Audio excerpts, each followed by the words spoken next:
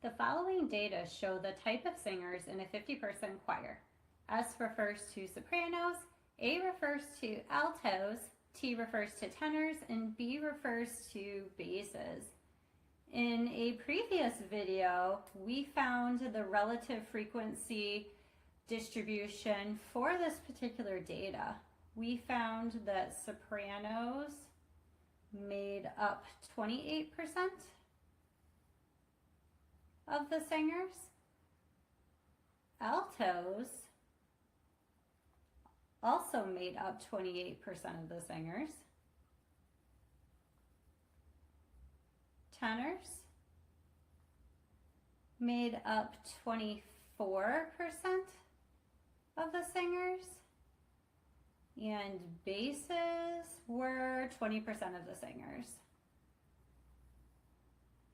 So when we create the Pareto chart, which is a bar chart, we're going to convert these percents back to decimals, or their decimal value. So by doing so, we're going to divide each of them by 100 or move the decimal to the left 2 places.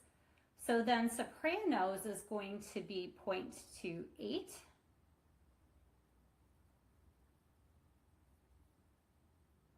Which is going to be roughly about that high. When we make our Pareto chart or our bar chart, we're going to keep a space between the vertical axis and the first bar, and then each subsequent bar is going to have a space between that and its previous bar. So altos also make up 28%. So we're going to draw our bar to 0.28.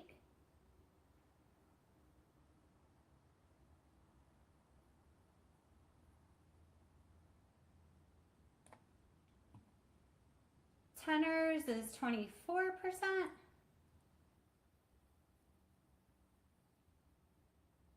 So almost 25% or 0.25. And then basses make up 20% or 0.2 of the number of singers.